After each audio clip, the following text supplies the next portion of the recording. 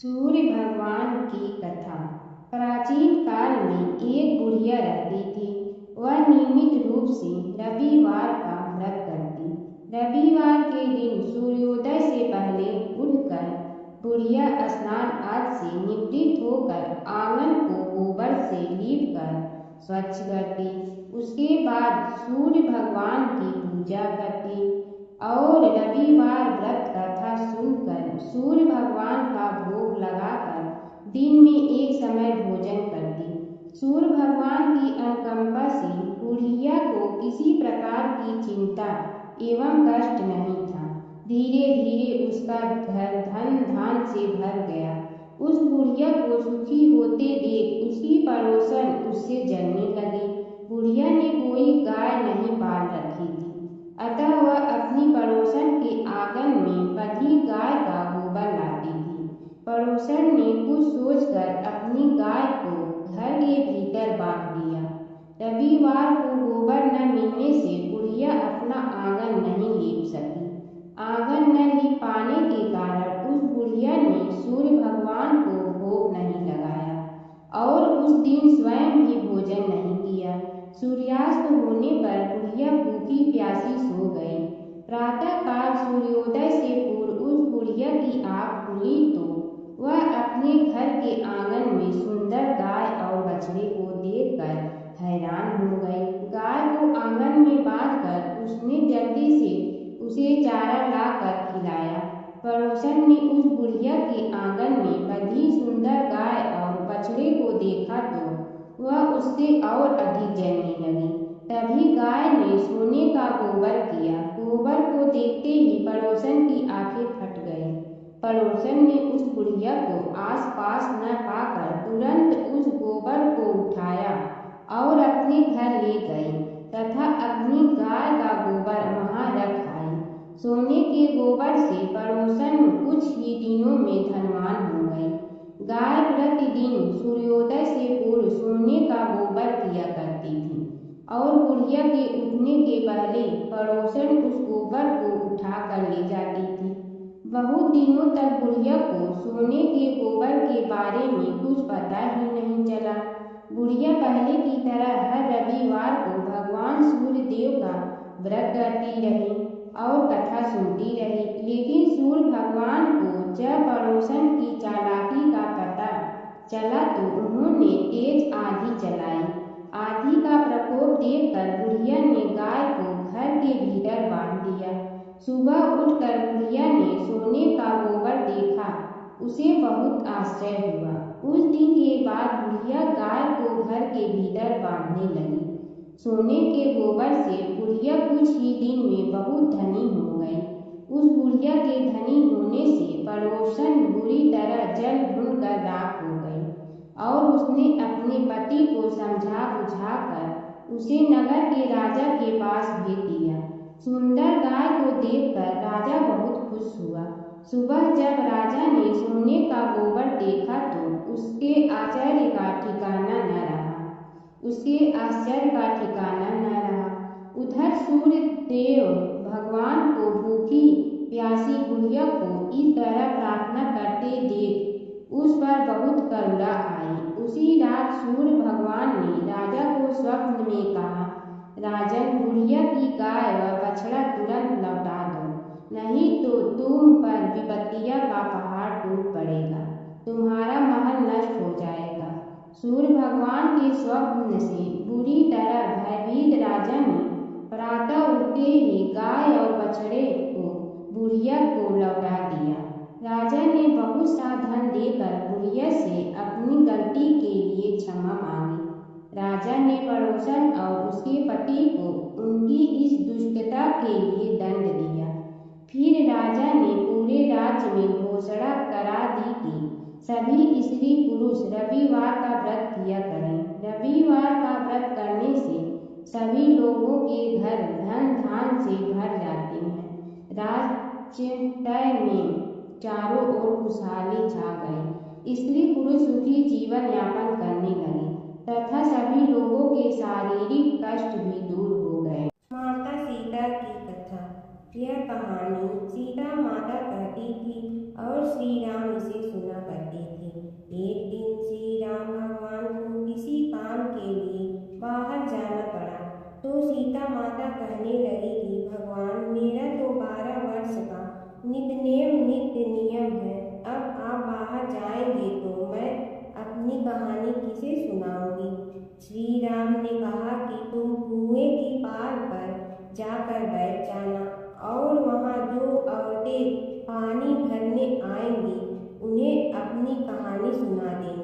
सीता माता कुएं की पार पर जाकर बैठ जाती हैं। एक स्त्री आई, उसने रेशम की जड़ी की साड़ी पहन रखी थी और सोने का घड़ा ले रखा था। सीता माता उसे देख कहती हैं कि बहन, मेरा 12 वर्ष का नितनेम सुन लो। पर वह स्त्री बोली कि मैं तुम्हारा नितनेम सुनूंगी तो मुझे घर जाने में देरी हो जाएगी और मेरी सास मुझसे लड़ेंगी। उसने कहानी नहीं सुनी और चली गई। उसकी रेशम जड़ी की साड़ी फट गई। सोने का घड़ा मिट्टी के घड़े में बदल गया। सास ने देखा तो पूछा कि ये किसका दोष अपने सिर लेकर आ गई है। बहू ने कहा कि कुएं पर एक औरत बैठी थी। उसने कहानी सुनने के लिए कहा, लेकिन मैंने सुनी नहीं, जिसका यह फल मिला है। बहू की बात सुनकर अगले दिन वही साड़ी और घड़ा लेकर सास कुएं की पाल पर गई। सास को वही माता सीता बैठी मिली तो माता सीता ने कहा कि बहन, मेरी कहानी सुन लीजिए। सास बोली कि एक बार छोड़, मैं तो 4 बार कहानी सुन लूंगी। राम आए, लक्ष्मण आए, देश के पुजारी आए, नितनेम का नेम लाए, आओ राम बैठो राम, तभी रसोई जियो राम, माखन मिश्री खाओ राम, दूध बतासा पियो राम, सूर की बरका मोठो राम, साल दुसाला पोठो राम, साल दुसाला ओढ़ो राम, जब बोलो जब राम ही राम, राम संवारे सबके काम, खाली घर भंडार भरेंगे, सबका बेड़ा पार करेंगे, श्री राम जय राम जय जय राम। सास बोली कि बहन, कहानी तो बहुत अच्छी लगी। कहानी सुनकर सास घर चली गई और उसकी साड़ी फिर से रेशम जड़ी की बन गई। मिट्टी का घड़ा फिर सोने के घड़े में बदल गया। बहू कहने लगी, सासू माँ, आपने ये सब कैसे किया? सास ने कहा कि बहू, तू दोष लगा के आई थी और मैं अब दोष उतार कर आ रही हूँ। बहू ने फिर पूछा कि वह कुएं वाली स्त्री कौन है? सास बोली कि वे सीता माता थी। वे पुराने से नया कर देती हैं, खाली घर में भंडार भर देती हैं, वह लक्ष्मी जी का वास घर में कर देती हैं, आदमी की जो भी इच्छा हो उसे पूरा कर देती हैं। बहू बोली कि ऐसी कहानी मुझे भी सुना दो। सास बोली कि ठीक है, तुम भी सुनो, और सास ने कहानी शुरू की। राम आए, लक्ष्मण आए, देश के पुजारी आए, नितनेम का नेम लाए, आओ राम बैठो राम, तभी रसोई जियो राम, माखन मिश्री खाओ राम, दूध बतासा पियो राम, सूद के बरका मोठो राम, साल दुसाला पोठो राम, साल दुसाला ओढ़ो राम, जब बोलो जब राम ही राम, राम संवारे सबके काम, खाली घर भंडार भरेंगे, सबका बेड़ा पार करेंगे, श्री राम जय जय राम। कहानी सुनकर बहू बोली कि कहानी तो बहुत अच्छी है। सास ने कहा कि ठीक है, इस कहानी को रोज कहा करेंगे। अब सास बहू रोज सवेरे उठती, नहाती धोती और पूजा करने के बाद नितनेम की सीता की कहानी कहती। एक दिन उनके यहाँ एक पड़ोस की औरत आई और बोली कि बहन, जरा सी आँच दे ना। तो वह बोली कि आज तो अभी हमने जलाई ही नहीं। पड़ोसन ने कहा कि तुम सुबह 4 बजे से उठकर क्या कर रही हो? फिर उन्होंने कहा कि सुबह उठकर हम पूजा करते हैं, फिर सीता माता की नितनेम की कहानी कहते हैं। पड़ोसन ने उसकी बात सुनकर फिर कहा कि सीता माता की कहानी कहने से तुम्हें क्या मिलता है? वे बोली कि इनकी कहानी कहने से घर में भंडार भर जाते हैं, सारे काम सिद्ध होते हैं, मन की इच्छा भी पूरी हो जाती है। पड़ोसन कहती है कि बहन, ऐसी कहानी तो मुझे भी सुना दो। फिर वह बोली कि ठीक है, तुम भी यह कहानी सुनो।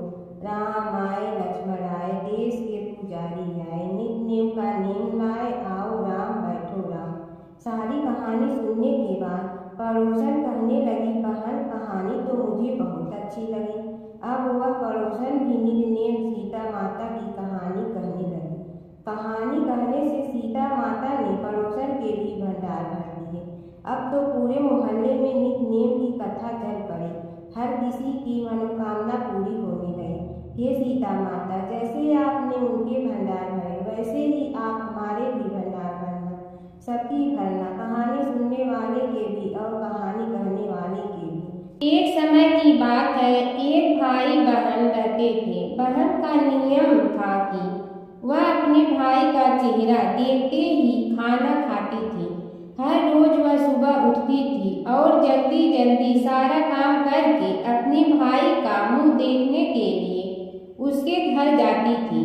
एक दिन रास्ते में एक पीपल के नीचे गणेश जी की मूर्ति रखी थी।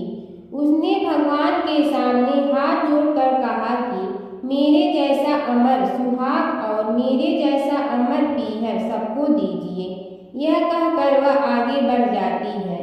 जंगल के झाड़ियों के कांटे उसके पैरों में चुभा करते थे।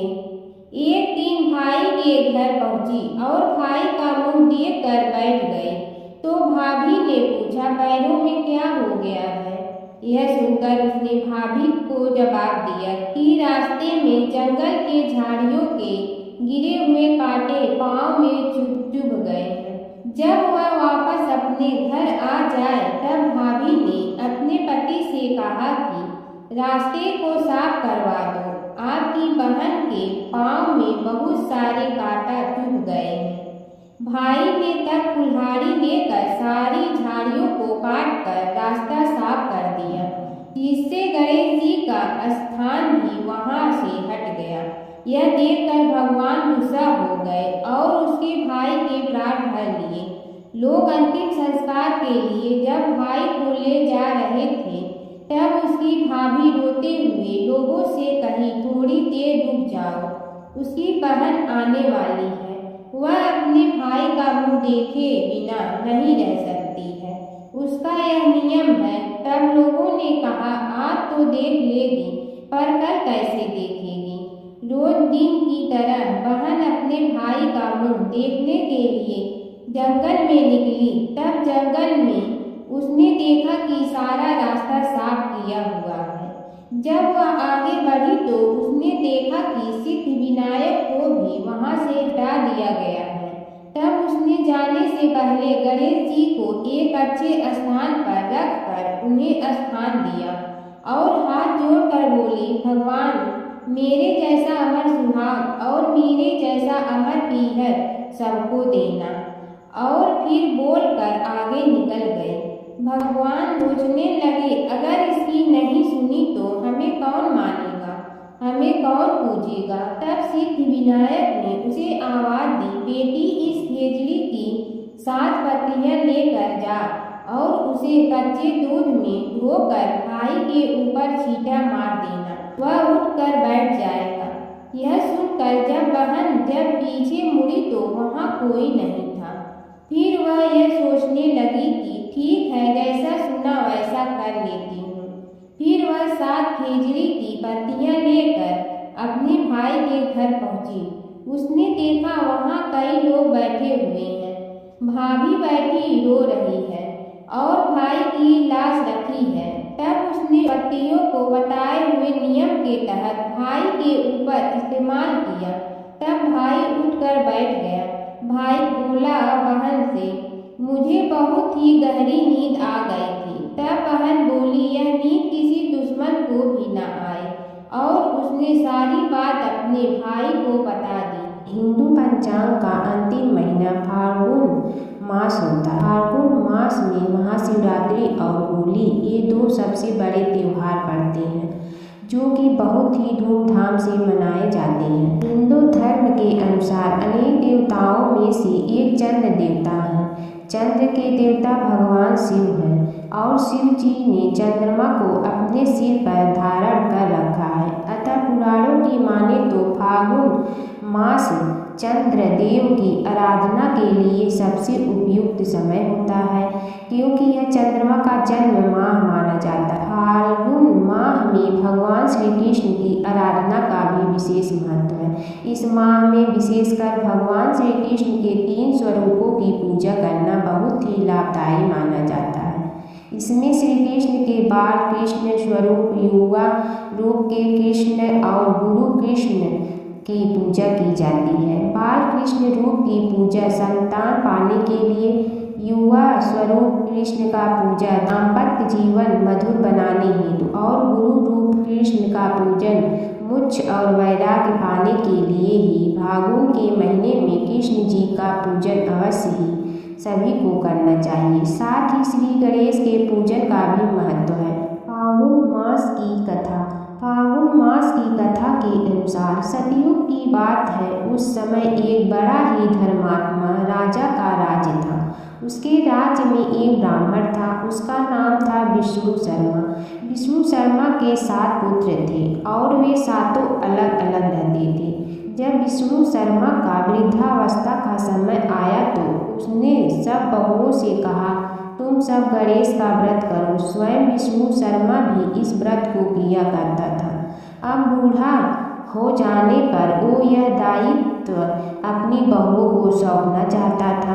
जब उसने बहुओं से इस व्रत के लिए कहा तो बहुओं ने नाक सिकोड़ते हुए उसकी आज्ञा न मानकर उसका अपमान कर दिया। अंत में छोटी बहू ने अपने ससुर की बात मान ली और पूजन के सामान का व्यवस्था करके ससुर के साथ व्रत किया तथा भोजन नहीं किया और ससुर को भोजन करा दिया। जब आधी रात बीती तो विष्णु शर्मा को उल्टी और दस्त होने लगे। तब छोटी बहू ने मलमूत्र में भरे गंदे कपड़ों को साफ करके ससुर के शरीर को धोया और पोंछा। पूरी रात बिना कुछ खाए पिए जागती रही। फिर गणेश जी ने उन दोनों पर अपनी कृपा की। ससुर का स्वास्थ्य ठीक हो गया और छोटी बहू का घर धन धान्य से पूर्ण हो गया। तत्पश्चात अन्य बहुओं को भी इस घटना से प्रेरणा मिली और उन्होंने भी श्री गणेश जी का व्रत किया। अतः फागुन मास में जो भी व्यक्ति सच्चे मन से गणेश जी का व्रत करता है, भगवान गणेश उसकी सभी मनोकामनाएं पूरी करते हैं। भगवान शिव की कथा। प्राचीन काल की बात है। सृष्टि के पालन पोषण के लिए ब्रह्मा, विष्णु और महेश तीनों देवताओं का विशेष स्थान है। इनमें भगवान शिव को भोलेनाथ कहा जाता है क्योंकि वे सच्चे मन से की गई भक्ति से शीघ्र प्रसन्न हो जाते हैं। एक बार देवताओं और असुरों ने समुद्र मंथन किया। मंथन से अनेक रत्न निकले पर अंत में एक भयंकर विष भी निकला जिससे पूरी सृष्टि नष्ट होने का संकट आ गया। तब सभी देवता भगवान शिव के पास पहुँचे। सृष्टि की रक्षा के लिए शिव जी ने वह विष अपने कंठ में धारण कर लिया। विष के प्रभाव से उनका कंठ नीला हो गया। तभी से वे नीलकंठ कहलाए। माता पार्वती ने विष को कंठ से नीचे न जाने दिया जिससे शिव जी की रक्षा हुई। इस महान त्याग से शिव जी ने यह संदेश दिया कि दूसरों की भलाई के लिए त्याग करना ही सच्चा धर्म है। भगवान शिव ध्यान, तपस्या और वैराग्य के प्रतीक है। वे कैलाश पर्वत पर निवास करते हैं, भस्म धारण करते हैं और गले में नाग रखते हैं। उनका डमरू सृष्टि की ध्वनि का प्रतीक है और त्रिशूल शक्ति व संतुलन। विष्णु जी की कथा। फाल्गुन मास हिंदू पंचांग का अत्यंत पवित्र महीना माना जाता है। यह मास भक्ति, आनंद और मुक्ति का प्रतीक है। इस मास में भगवान श्री हरि विष्णु की पूजा विशेष फलदायी होती है। प्राचीन काल की बात है। एक नगर में धर्मपाल नाम का एक निर्धन किंतु अत्यंत धर्मनिष्ठ व्यक्ति रहता था। वह न तो अधिक पूजा पाठ जानता था और न ही उसके पास धन था, परंतु उसके हृदय में भगवान विष्णु के प्रति अपार श्रद्धा थी। फागुन मास के आने पर वह प्रतिदिन प्रातः स्नान कर भगवान विष्णु का स्मरण करता और तुलसी दल अर्पित करता। होली के दिनों में जब लोग रंग उत्सव में मग्न रहते तब भी वह हरि नाम का जाप करता रहता। एक दिन किसी कारणवश वह पूजा न कर सका।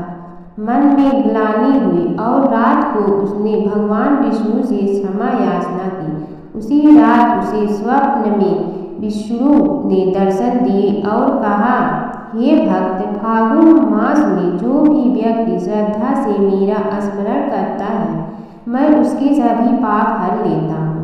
भक्ति में विधि नहीं, भाव प्रधान होता है। कुछ समय बाद धर्मपाल के जीवन की सभी कठिनाइयाँ दूर हो गई उसके घर में सुख शांति और समृद्धि आ गई। अंत समय में उसे वैकुंठ लोक की प्राप्ति हुई। भगवान शिव और कृष्ण जी की कथा हिंदू धर्म में महत्वपूर्ण स्थान रखती है। ये कथाएं अक्सर एक दूसरे से जुड़ी हैं, जिनमें शिव को कृष्ण का भक्त और कृष्ण को शिव का आराध्य बताया गया है। पुराणों में शिव और कृष्ण के कई लीलाओं का वर्णन है। कृष्ण के दर्शन के लिए शिव का साधु वेश में गोकुल जाना। एक पौराणिक कथा के अनुसार भगवान शिव एक साधु का वेश धारण करके गोकुल में कृष्ण के दर्शन के लिए गए थे। मैया यशोदा ने उन्हें भिक्षा देने के लिए आई, लेकिन शिव ने कृष्ण के दर्शन के अलावा कुछ भी स्वीकार करने से इनकार कर दिया। यशोदा ने पहले तो मना कर दिया, लेकिन बाद में पूर्णमासी काकी के समझाने पर उन्होंने कृष्ण को साधु के सामने प्रकट किया। शिव ने कृष्ण के दर्शन किए और उनके चरणों की छाप छोड़कर चले गए। यशोदा और नंदराय समझ गए कि यह कोई साधारण साधु नहीं था, बल्कि कोई दिव्य पुरुष था। नारद मुनि का घमंड। एक बार नारद मुनि को अपने ज्ञान और भक्ति पर घमंड हो गया। कृष्ण ने नारद मुनि की परीक्षा लेने के लिए उन्हें एक गांव में भेजा, जहां एक महिला अपने पति के बीमार होने पर बहुत दुखी थी। नारद मुनि ने महिला को समझाया कि वह भगवान से प्रार्थना करे, लेकिन महिला ने कहा कि वह अपने पति को कष्ट में नहीं देख सकती। तब नारद मुनि ने राधा से मिलने का फैसला किया। राधा ने नारद मुनि को चरणामृत दिया और कहा कि वह इसे अपने पति को दे। नारद मुनि ने जब राधा से चरणामृत दिया तो उन्हें एहसास हुआ कि राधा का प्रेम कृष्ण के प्रति सबसे महान है। इस घटना के बाद नारद मुनि का घमंड चूर चूर हो गया। नारद मुनि और कृष्ण की लीला। नारद मुनि अक्सर कृष्ण की लीलाओं में शामिल होते थे। एक बार नारद मुनि इंद्र के दरबार से द्वारका जा रहे थे। रास्ते में उन्होंने पारिजात वृक्ष का एक फूल लिया और कृष्ण को दे दिया। कृष्ण ने वह फूल रुक्मिणी को दे। नारद मुनि ने देखा कि कृष्ण ने वह फूल रुक्मिणी को दिया तो उन्हें बहुत खुशी हुई।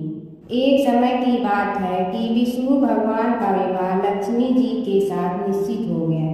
विवाह की तैयारी होने लगी। सभी देवताओं को निमंत्रण भेजे गए, परंतु गणेश जी को निमंत्रण नहीं दिया।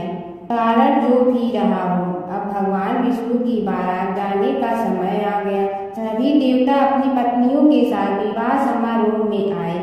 उन सब ने देखा कि गणेश जी कहीं दिखाई नहीं दे रहे हैं।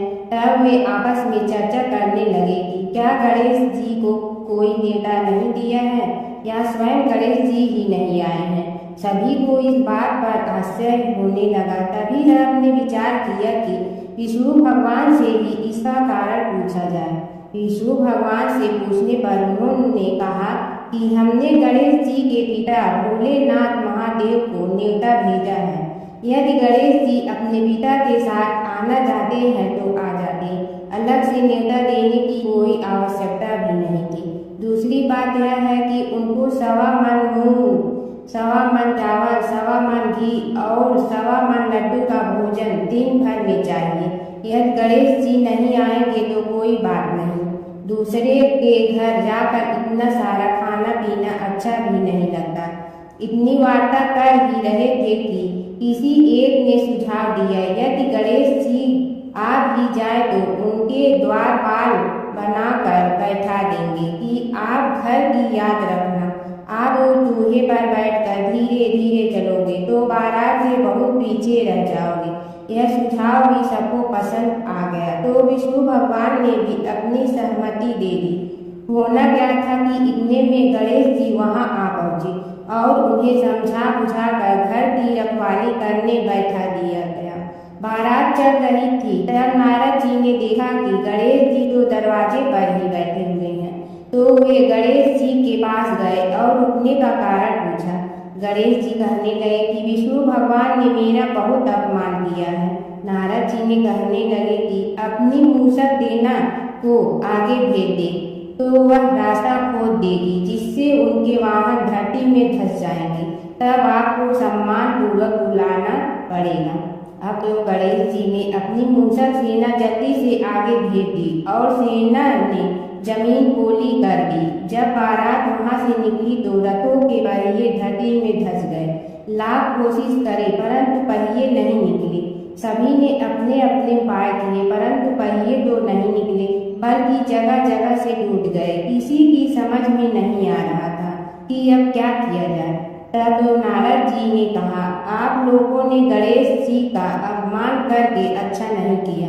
यदि उन्हें मना कर लाया जाए तो आपका कार्य सिद्ध हो सकता है और यह संकट टल सकता है। शंकर भगवान ने अपने दूत नंदी को भेजा और वे गणेश जी को लेकर आए। गणेश जी का आदर सम्मान के साथ पूजन किया। तब कहीं रथ के पहिए निकले।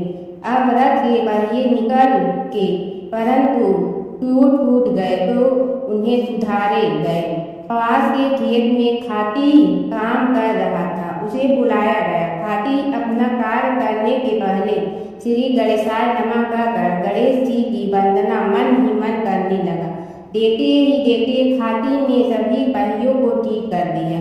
तब खाटी कहने लगा कि हे देवताओं, आपने सर्वप्रथम गणेश जी को नहीं मनाया होगा और न ही उनकी पूजन की होगी, इसीलिए तो आपके साथ यह संकट आया है। हम तो मूर्ख अज्ञानी हैं, फिर भी पहले गणेश जी को पूजते हैं, उनका ध्यान करते हैं। आप लोग तो देवतागण हैं, फिर भी आप गणेश जी को कैसे भूल गए। अब आप लोग भगवान श्री गणेश जी की जय बोल कर जाएं तो आपके सब काम बन जाएंगे और संकट कट जाएंगे। ऐसा कहते हुए बारात वहां से चल दी और विष्णु भगवान को लक्ष्मी जी के साथ विवाह संपन्न करा के सभी सकुशल घर लौट आए। हे गणेश जी महाराज, आपने विष्णु को जैसे कारज सारियो ऐसे कारज सबको सिद्ध कर दो। बोलो गजानन भगवान की जय। भगवान शिव के गढ़ नंदी का कथा। नंदी कैसे बने शिव के गढ़। शिव की घोर तपस्या के बाद शिलाद ऋषि ने नंदी को पुत्र रूप में पाया था।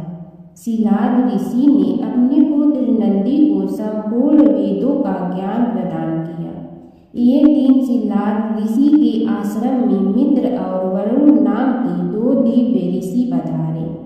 नंदी ने अपने पिता की आज्ञा से उन ऋषियों की उन्होंने अच्छे से सेवा की। जब ऋषि जाने लगे तो उन्होंने शिलाद ऋषि को तो लंबी उम्र और खुशहाल जीवन का आशीर्वाद दिया, लेकिन नंदी को नहीं। तब शिलाद ऋषि ने उनसे पूछा कि उन्होंने नंदी को आशीर्वाद क्यों नहीं दिया। इस पर ऋषियों ने कहा कि नंदी अल्पायु है। यह सुनकर शिलाद ऋषि चिंतित हो गए। पिता की चिंता को नंदी ने जानकर पूछा, क्या बात है पिताजी। तब पिताजी ने कहा कि तुम्हारी अल्पायु के बारे में ऋषि कह गए हैं, इसीलिए मैं चिंतित हूँ। यह सुनकर नंदी हंसने लगा और कहने लगा कि आपने मुझे भगवान शिव की कृपा से पाया है, तो मेरी उम्र की रक्षा भी वही करेंगे। आप क्यों चिंता करते हैं। इतना कहते ही नंदी भुवन नदी के किनारे शिव की तपस्या करने के लिए चले गए। कठोर तप के बाद शिव जी प्रकट हुए और कहा, वरदान मांगो वत्स। तब नंदी ने कहा कि मैं उम्र भर आपके सानिध्य में रहना चाहता हूँ। नंदी के समर्पण से प्रसन्न होकर भगवान शिव ने नंदी को पहले अपने गले लगाया और उन्हें बैल का चेहरा देकर उन्हें अपने वाहन, अपना दोस्त, अपने गढ़ों में सर्वोत्तम के रूप में स्वीकार कर लिया। विष्णु भगवान की कथा। एक नगर में एक सेठ व एक सेठानी रहते थे और सेठानी रोज विष्णु भगवान की पूजा करती थी। सेठ को उसका पूजा करना बिल्कुल अच्छा नहीं लगता था। इसी वजह से एक दिन सेठ ने सेठानी को घर से निकाल दिया।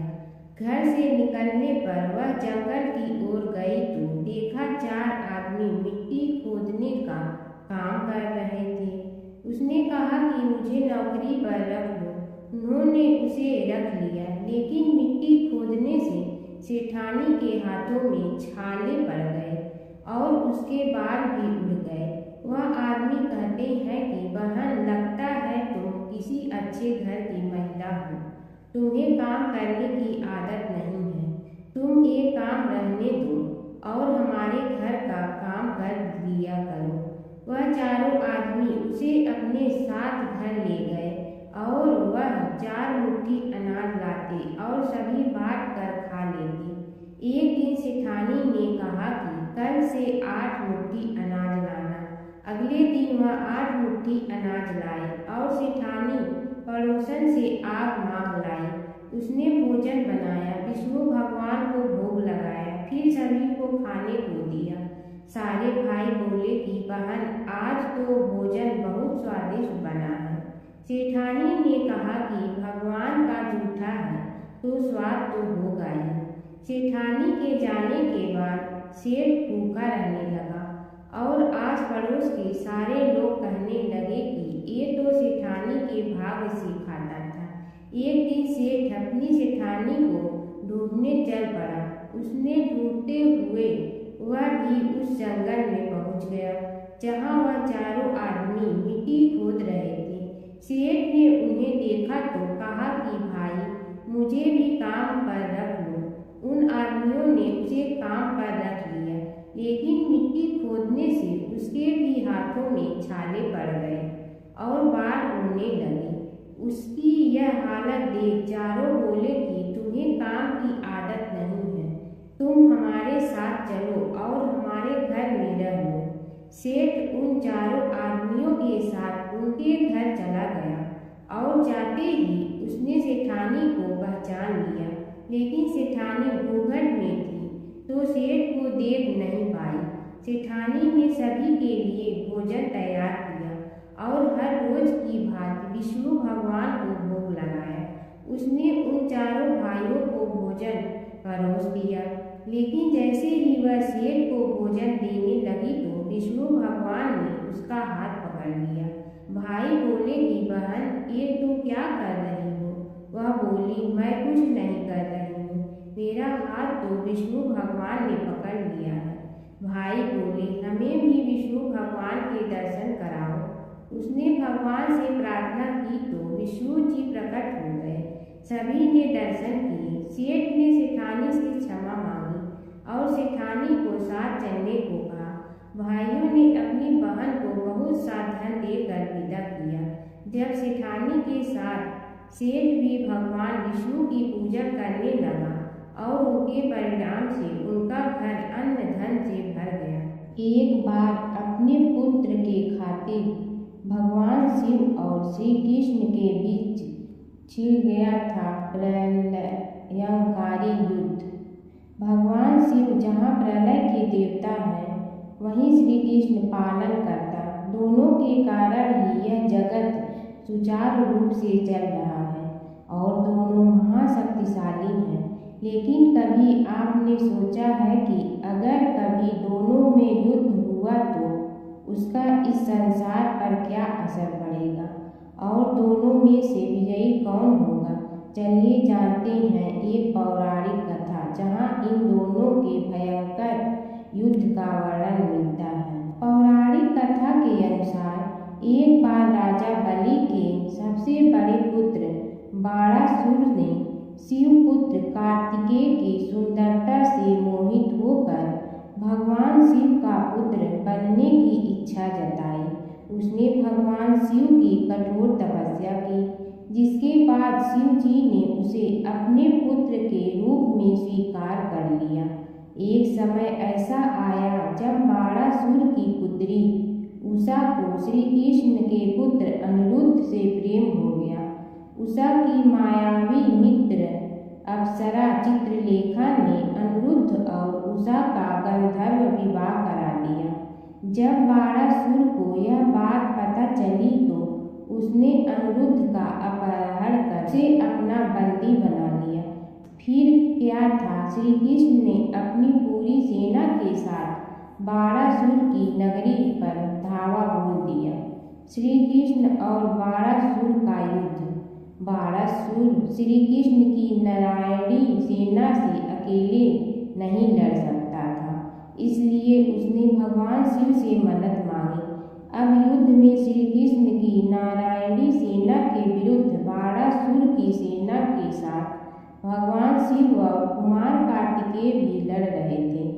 युद्ध इतना भयानक था कि एक पल को लगा कि भगवान शंकर ने अग्निशस्त्र से गरुड़ पर सवार श्री कृष्ण, बलराम और प्रद्युम्न मारे गए, लेकिन उसी समय श्री कृष्ण ने वरुणास्त्र का प्रयोग कर महादेव के अग्नेस्त्र को शांत कर दिया।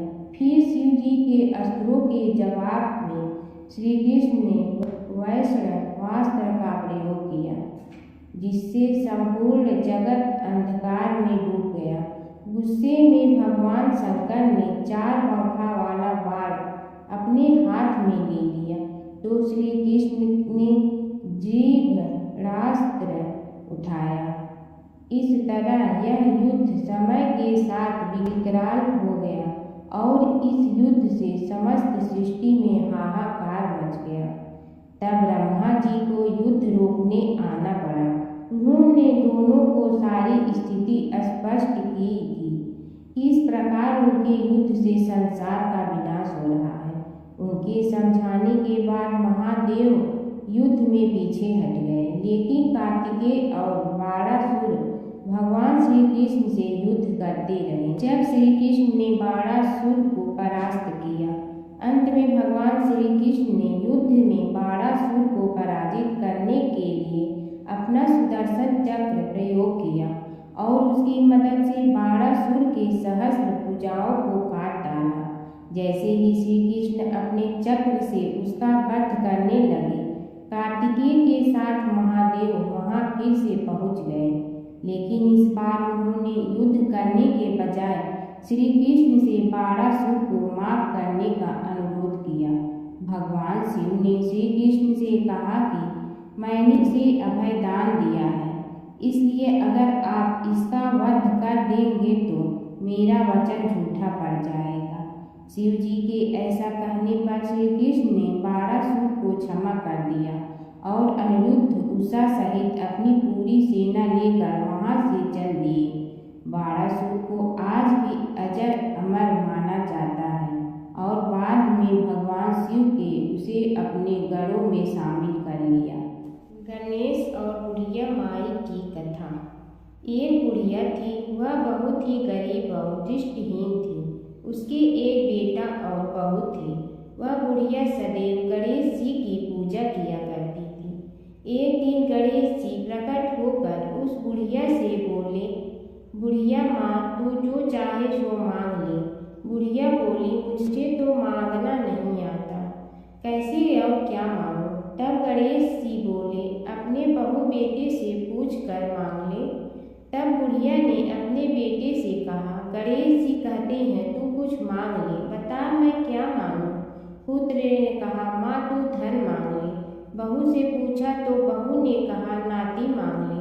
तब बुढ़िया ने सोचा कि ये तो अपने अपने मतलब की बात कर रहे हैं, अतः उस बुढ़िया ने पड़ोसन से पूछा तो उन्होंने कहा, बुढ़िया तू तो थोड़े दिन जियोगी, क्यों तू धन मांगो और क्यों नाती मांगे। तू तो अपनी आंखों की रोशनी मांग ले, जिससे तेरी जिंदगी आराम से कट जाए।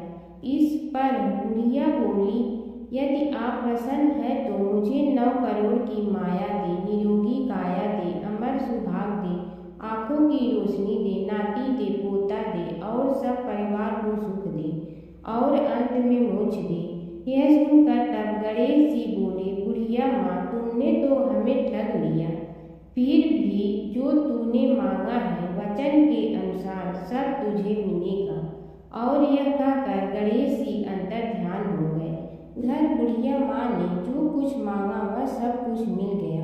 हे गणेश जी महाराज, जैसे तुमने उस बुढ़िया माँ को सब कुछ दिया वैसे ही सबको देना। प्राचीन काल की बात है। नैमिषारण्य क्षेत्र में ऋषि, महर्षि और साधु संतों का समाज जुड़ा था।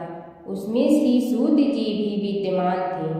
शौनक जी ने उनकी सेवा में उपस्थित होकर निवेदन किया कि हे अज्ञान लोग, घोर तिमिर को नष्ट करने में करोड़ों सूर्यों के समान प्रकाशमान श्री सूत जी हमारे कानों के लिए अमृत के समान जीवन प्रदान करने वाले कथा तत्व का वर्णन कीजिए। हे सूत जी, हमारे हृदयों में ज्ञान के प्रकाश की वृद्धि तथा भक्ति, वैराग्य और विवेक की उत्पत्ति जिस कथा से हो सकती हो वह हमारे प्रति कहने की कृपा कीजिए। शौनक जी की जिज्ञासा से सूत जी बड़े प्रसन्न हुए। पुरातन इतिहासों के स्मरण से उनका शरीर पुलकायमान हो रहा था। वे कुछ देर उसी स्थिति में विराजमान रहकर कुछ विचार करते रहे और अंत में बोले, शौनक जी, इस विषय में आपके चित्त में बड़ी जिज्ञासा है।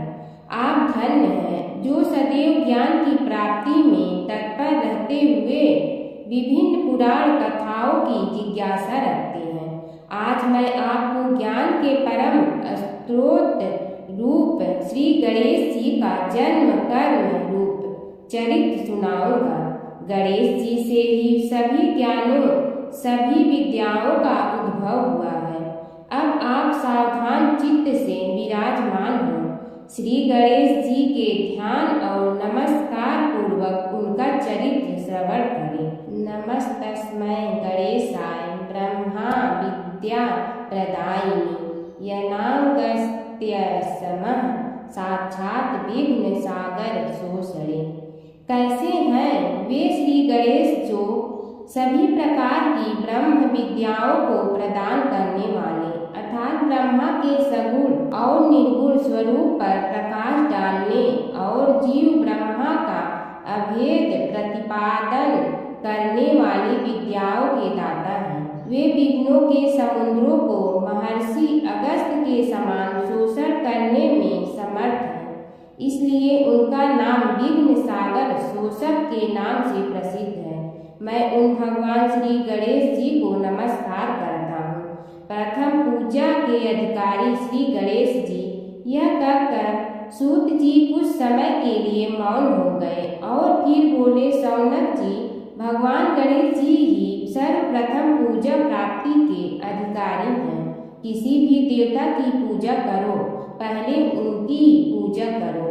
शौनक जी ने निवेदन किया, हे भगवान, हे सूत, सर्वप्रथम यह बताने की कृपा कीजिए कि गणेश जी को प्रथम पूजा का अधिकार किस प्रकार प्राप्त हुआ। इस विषय में मेरी बुद्धि मोह को प्राप्त हो रही है कि सृष्टि रचयिता ब्रह्मा जी, पालन करता भगवान नारायण और संहार करता शिव जी में से किसी को प्रथम पूजा का अधिकारी क्यों नहीं माना गया। यह त्रिदेव ही तो सबसे बड़ा देवता माने जाते हैं। सूत जी ने कहा, शौनक जी, यह भी एक रहस्य ही है। देखो, अधिकार मांगने से नहीं मिलता, इसके लिए योग्यता होनी चाहिए। संसार में अनेकों देवी देवताएं पूजे जाते हैं।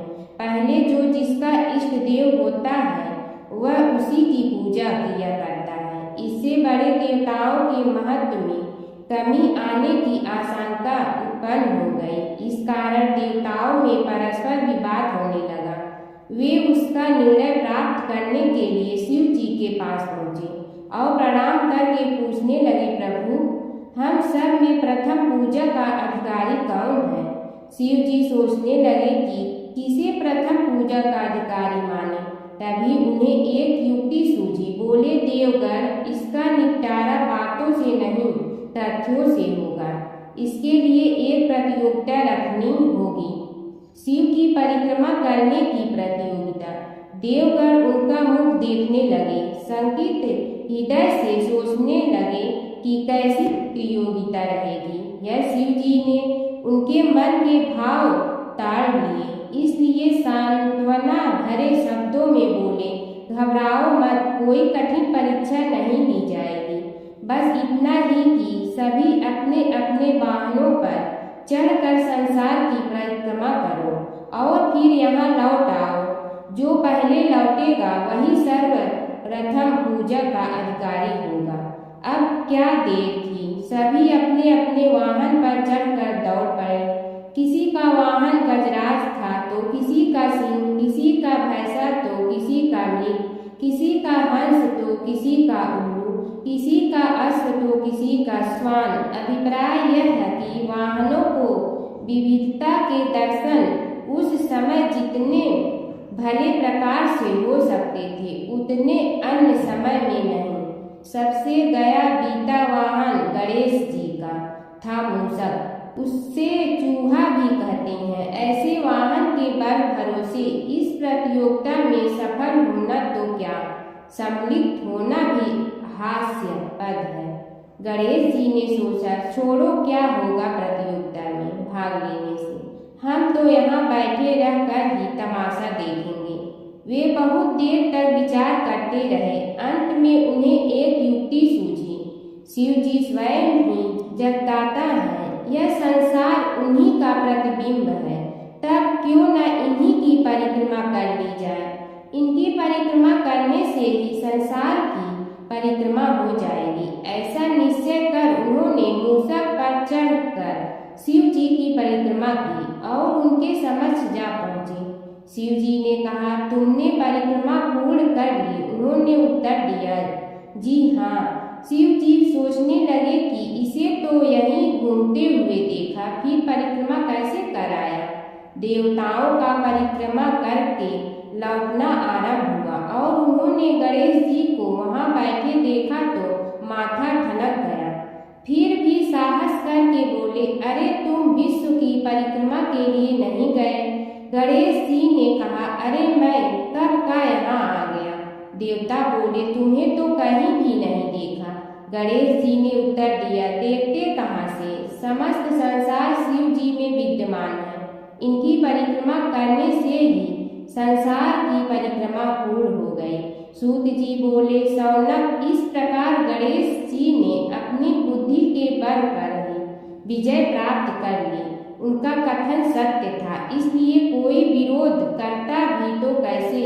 बस उसी दिन से गणेश जी की प्रथम पूजा होने लगी। जय शिव ओंकारा प्रभु, जय शिव ओंकारा, ब्रह्मा विष्णु सदा शिव अर्धांगी धारा।